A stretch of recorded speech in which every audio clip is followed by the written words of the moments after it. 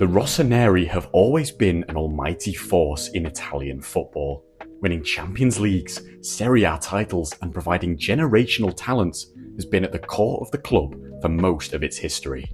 The club won its first European Cup in 1963, with a squad to make your eyes water if you're a fan of old-style Catenaccio football. Bruno Mora, Gianni Rivera and Giovanni Trapattoni were the architects of that burgeoning glory. Alongside this leadership was, and has been since, the key to unlocking success for AC Milan, with that 1963 squad being led by legend Cesar Maldini. Their next European Cup win was achieved through the genius of many of the same players, with the addition of all-time great defenders Roberto Rosato, Karl-Heinz Schnellinger and Pierino Prati, who scored a hat-trick in the European final against Ajax. The 20-year gap between their second and third European trophy was filled with controversy and decline, as the club was involved in the 1980 Totonero scandal that saw them relegated to Serie B after extensive investigations. The match-fixing scandal involved Lazio, Avellino, Bologna, Perugia and Palermo, as well as AC Milan. Due to Italy's nationalisation of sport gambling, the only way to bet on football not through the state-run pool system of Toto Calcio was through underground and illegal bookmakers. Milan's president at the time, Felice Colombo, was arrested on the 23rd of March 1980. Milan bounced back from Serie B as champions, before going back down to the second division and up once more. It was a period of serious instability for the club. Then on the 20th of February 1986, one powerful man walked through the doors of San Siro that would change the club forever, being the man to appoint one of the most beloved and successful Rossoneri managers in history. Silvio Berlusconi was born on the 29th of September 1936 in Milan and would go on to be one of the most influential figures in the Italian media, politics and the sporting scene.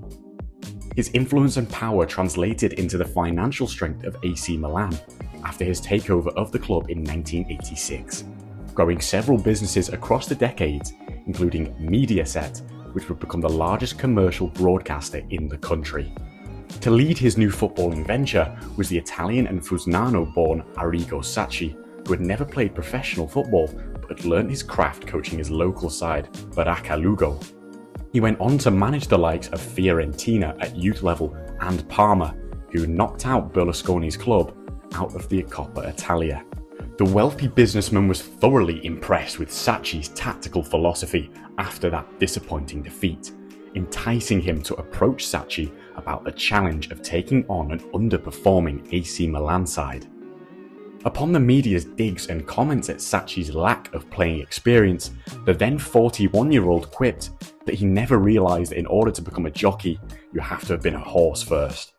The manager silenced the critics, building a squad that would go on to top all the charts, smashing domestic and European competitions alongside individual recognition through several Ballon d'Ors.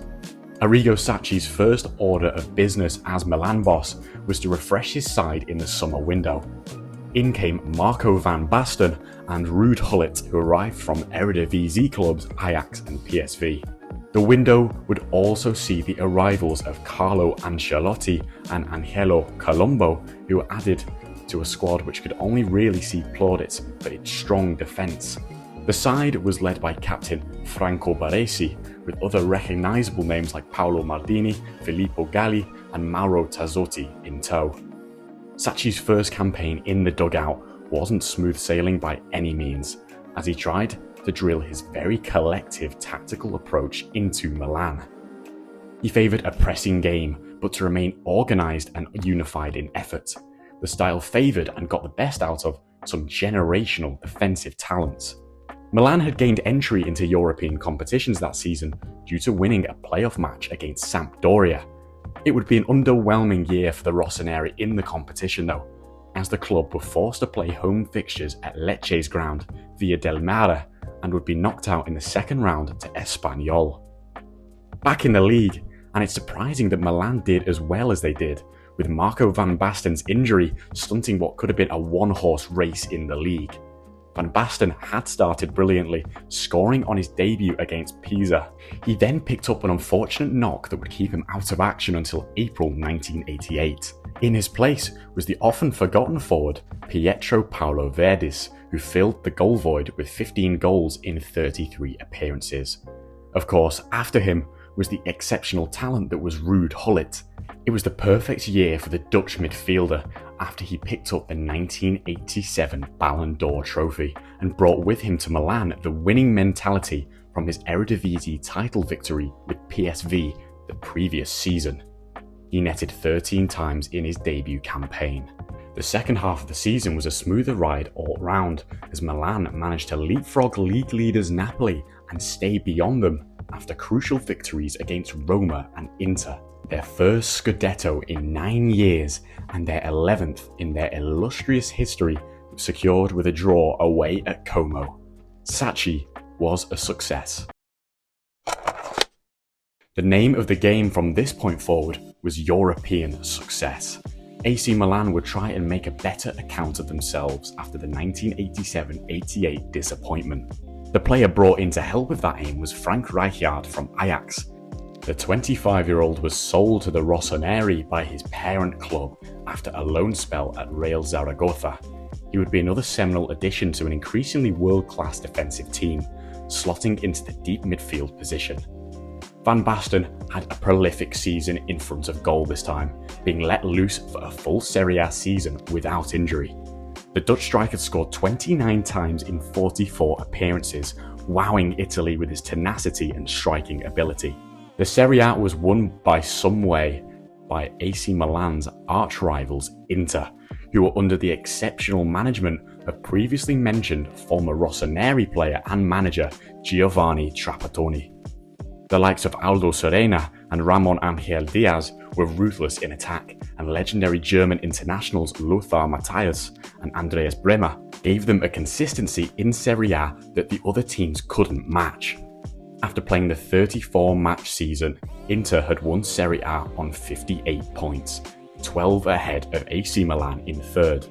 Forgetting domestic competitions for a second, Sacchi really found his feet as manager in the season's UEFA Cup competitions, dismantling Bulgaria side Vitosha, now Levski Sofia, 7-2 across 2 legs. The second leg at home saw Van Basten destroy the Bulgarians with 4 goals during the match.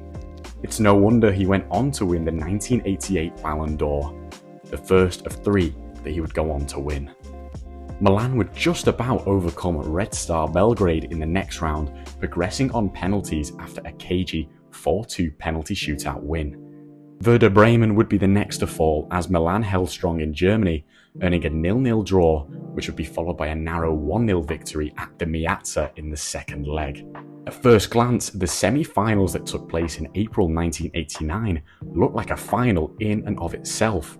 Real Madrid versus AC Milan at the Bernabeu. The first leg was a close one, with little to divide the two sides as Hugo Sanchez opened the scoring for Los Blancos. Naturally, Ballon d'Or winner Van Basten responded with an equaliser in the 77th minute. The next leg was a completely different story, as Sacchi put himself and his players up in European lights, with a 5-0 thrashing of Madrid at home. It was a culmination of Sacchi ball that saw 4 of the goals come from players he'd enticed to Italy. Ancelotti, Rijkaard, Gullit and Van Basten scored goals that put the almighty Spanish side to the sword and put Milan in the final against Steaua Bucharest. The final took place on the 24th of May 1989 at Camp Nou, Barcelona, in front of 97,000 fans. In some ways, it would make the tale more dramatic if Sacchi's Milan had won the European Cup in some crazy fashion, like a comeback victory or through penalty shootout success. But no, the Rossoneri annihilated the Romanians in an incisive performance. The 4-0 victory was a sign of just how powerful the side was, looking almost unstoppable. It was a peak for the Italians that might never be topped, with Van Basten and Gullit firing on all cylinders, getting a brace each. They'd won their 3rd ever European trophy and had brutalised many clubs along the way. Arrigo Sacchi's third season with AC Milan wasn't quite as emphatic, narrowly missing out on the Scudetto to Napoli by 2 points. In Europe, there would be no slowing down as they looked to defend their status as champions. Their defence would start on the 13th of September 1989 against HJK Helsinki, whom they would dispatch 5-0 across 2 legs.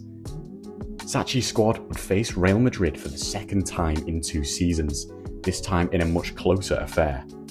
AC's 2-0 win at home through goals from Rijkaard and Van Basten would be enough to send them through, as Madrid only managed a 1-0 win in the reverse fixture via an Emilio Butragueño strike.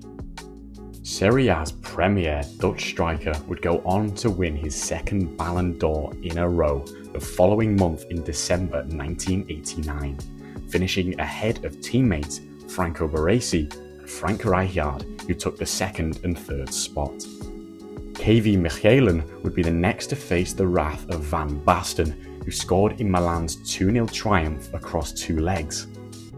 The closest shave for Sacchi in his side's European journey that season would come against Bayern Munich, who would put up a decent and respectable fight for a spot in the final. Van Basten scored a 77th minute penalty at the Miazza to win the game 1-0.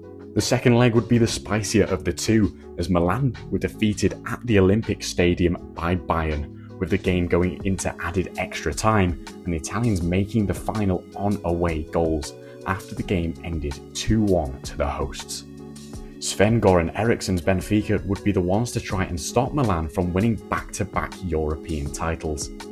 The final in Vienna was a far closer tie than in the previous year, the deciding moment coming from Frank Rijkaard and his fantastic run through the Portuguese side's defence. Another European trophy to add to the cabinet as the game finished 1-0 at the Prater Stadion. Silvio Berlusconi had seen his club rise from the ashes of shame and instability and achieve the greatest feats on the biggest stages.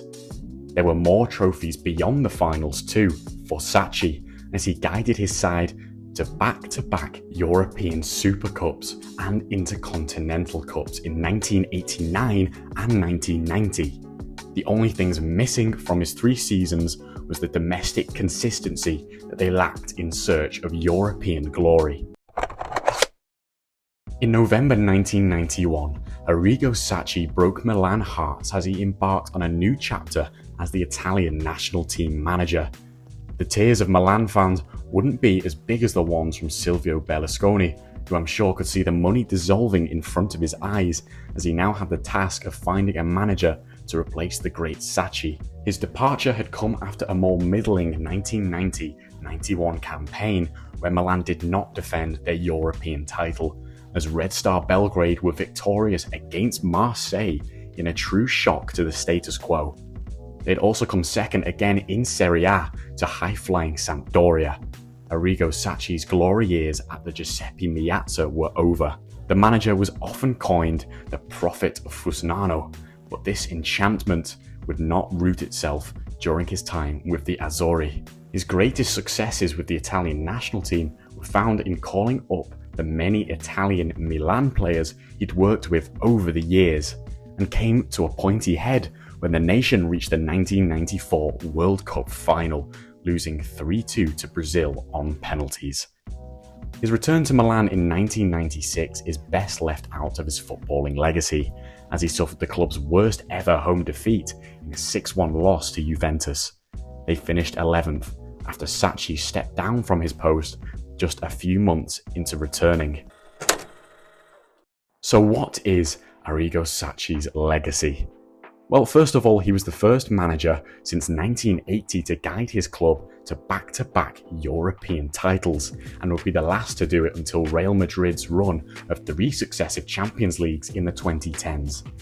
He cultivated a side largely of extremely talented younger players, gathering the cream of the Eredivisie crop in a fruitful generation of Dutch players. Those players would win almost everything: a Serie A title, Ballon d'Ors, and a place in the history books as one of the most feared sides in football history. Sacchi's career certainly peaked with AC Milan, playing the at times not pretty or dazzling defensive football, but it made for the happiest of bedfellows with some of the greatest defensive-minded players of all time. The man from Fusignano had made an indelible mark on not just Italian football, but world football, and created some cult heroes along the way.